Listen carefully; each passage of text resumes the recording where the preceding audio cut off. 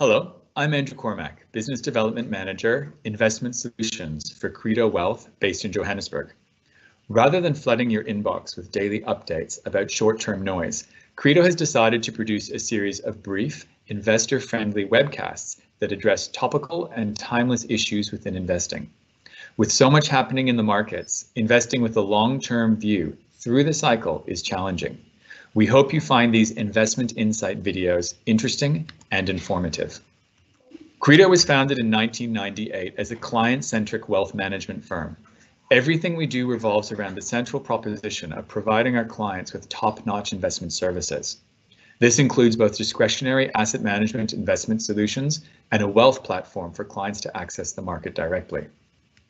Within investment solutions, Credo offers a range of actively managed equity, balanced, and income solutions. These are available as bespoke or discretionary portfolios and as UCITS compliant funds. As an alternative to traditional discretionary solutions are Credo's systematic multi-asset portfolios managed by Ainsley Toe, today's speaker. These multi-asset portfolios appeal to a different set of client needs by providing a diversified exposure to global assets through a selection of indices and ETFs, giving investors low-cost access to winning global strategies. There are 4 different multi-asset portfolios, each named with reference to the targeted equity exposure. As a systematic investor, Ainsley is deeply interested in quantitative analysis within investment. Inside Credo, he's considered to be the team's rocket scientist and is not afraid to challenge others using decades of financial data. Today's topic fits squarely within his domain, as Ainsley will discuss a critical but often overlooked issue within investing: phasing. If an investor has a sum of money, should it be invested all in one go or phased in carefully through time? It might seem trivial, but phasing can have a real impact on a portfolio's performance through time. Ainsley. Thanks, Andrew. My friends and family would never describe me as a rocket scientist, but I do enjoy pretending to be one, so I'll take that compliment. Now, thanks everyone for watching today. As Andrew mentioned, these are quite dry subjects by nature, and I'm quite a dry individual. But in my experience, in investing, interesting and useful aren't always correlated. So the thing is the decision that investors looking to deploy cash need to make before they invest.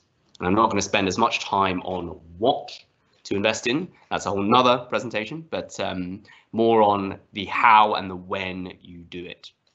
I'm going to start at a high level, and then I'm going to go into more detail towards the end when comparing different methodologies. So firstly, I just want to frame the context of our analysis. This is all from the perspective of a long-term investor focused on traditional asset classes.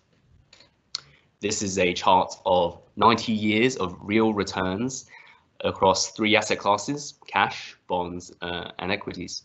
And as you can see, that equity risk has been, on average, been rewarded and outperformed cash after inflation.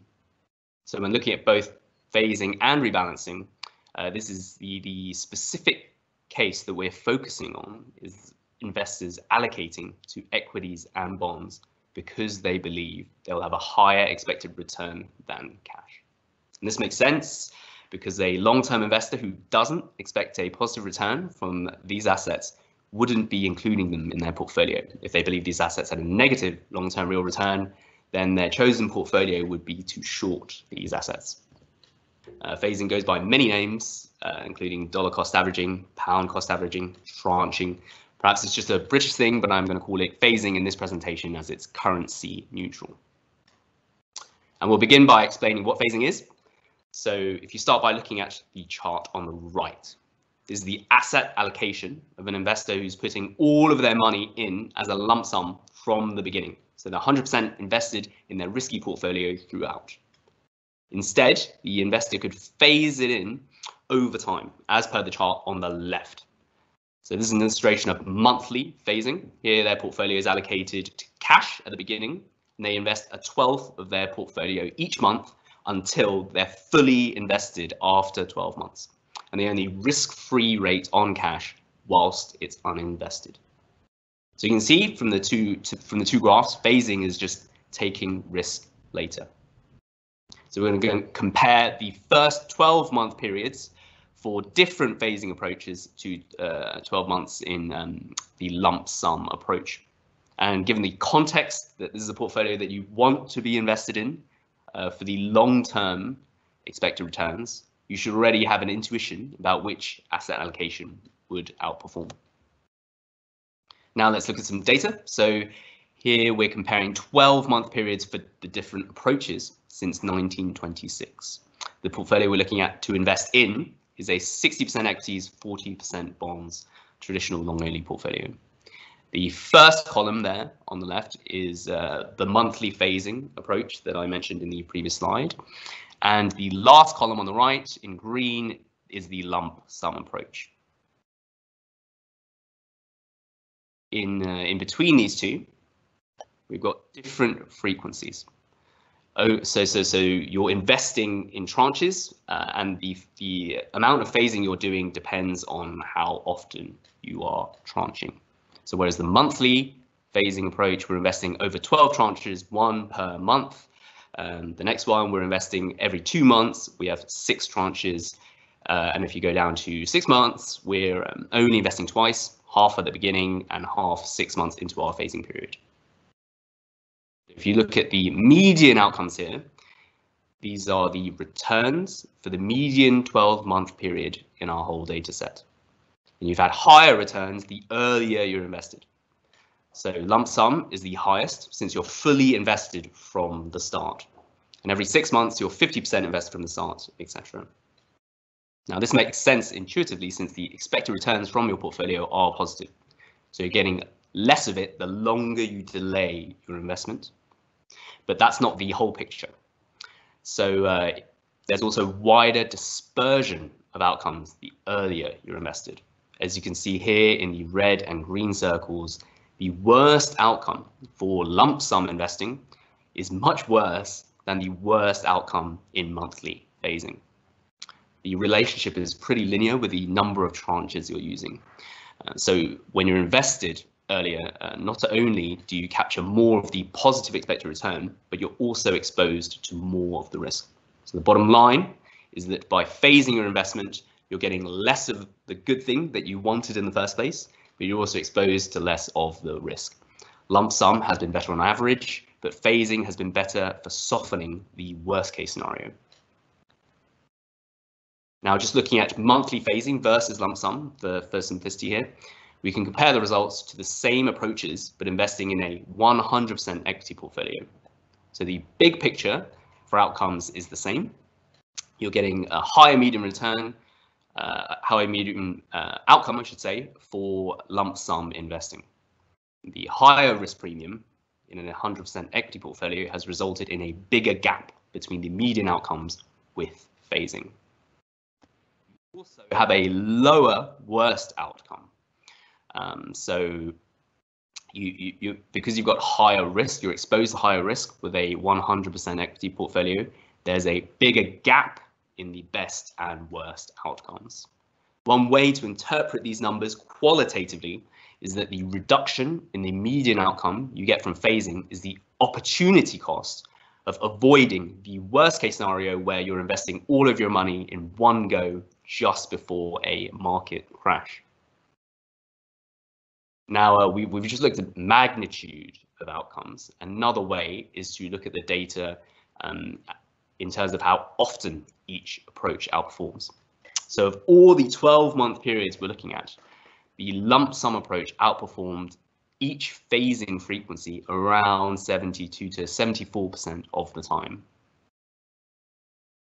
This number's been lower when comparing for a 100% equity portfolio, and it's been around 65%. So how often lump sum outperforms depends on your risky asset portfolio. For a 100% equity portfolio, lump sum outperforms less of the time, but does so by a larger amount when it does outperform. As an aside, if your portfolio is Japanese equities, which have had a very different experience in the last few decades, lump sum outperform phasing between 52 to 57% of the time, so even lower. Just a quick summary before we move on. So phasing is mixing your asset allocation with cash during the phasing period. Lump sum has had better outcomes on average. The worst case scenario, however, has been better for phasing. And finally, lump sum investing wins most of the time, and the win rate is differed depending on the risky portfolio that you're using. Thank you, Ainsley. Hopefully this will emphasize the importance of considering phasing when allocating new money into portfolios. I'm now going to ask Dian Gous, Credo's Chief Investment Officer, to spend a minute describing how phasing works in Credo's discretionary managed solutions. Thank you, Andrew. And in response, I think I want to start by focusing on some of the summary points that Ainsley made on one of his slides. Namely that in the first place, that lump sum investing leads to better outcomes on average. And then a conclusion that goes with it is that the lump sum wins most of the time. Now, in spite of that, we actually do phase at Credo, and investors may ask the question, why, based on the fact that lump sum has the better outcomes on average. And the reason for this simply relates to one of the other points that Ainsley makes, namely that the worst case scenario is better for phasing. And the point is this, is when a client gives us a substantial amount of money on any given day, we don't know whether the market's going to go up tomorrow, come down tomorrow, what's going to happen for the next few months. We don't believe in forecasts. We don't believe in market timing. We don't think it's possible to do these things on a sustainable basis. And therefore, if you put all the money at work on any given day, and it happens to be the day before a crash, that client's not going to like you very much a week later if they are now 10 or 20% down compared to what they gave you. And therefore, what we do is for substantial investments, we phase typically in up to 3 tranches, sometimes more. And what that really means is we put, let's say, the first third at work immediately, and then have some powder dry for the next few months. And the bottom line is this. If the market keeps going up from where we are today, then at least we can say, yes, we put a sizable amount of money at work and we are therefore benefiting from it. But if on the other hand, we have the scenario which we had as recently as March this year with the famous coronavirus market correction and crash ultimately of more than 30% in international markets, at least we can look back and say, well, at least we've got 2/3 of our powder dry and we can potentially buy into the market at low levels going forward. And from a psychological point of view, I would argue the client wins in both cases. It ends up being a win-win scenario. We all know that behavioral finance is a real thing in investing, and this is a classic example of where we believe we need to put the behavioral finance principles at work. And that's the way that we do it practically in terms of phasing new investments when we receive them from clients. I need to add one more thing, and that is that this really only works for larger inflows. So for inflows of the order of, let's say, £100,000, $150,000, that's probably not big enough to phase. But anything beyond, let's say, £200,000, we would typically phase in a couple or sometimes 3 or 4 tranches. Thank you, both Ainsley and Dion. This video will be made available and distributed on the Credo website. If you have any questions or would like further information, please contact me, your relationship manager, or Credo Client Services. You will find our contact details here and also on the Credo website, www.credogroup.com. The next installment of Investment Insights will cover rebalancing, a sister concept to phasing.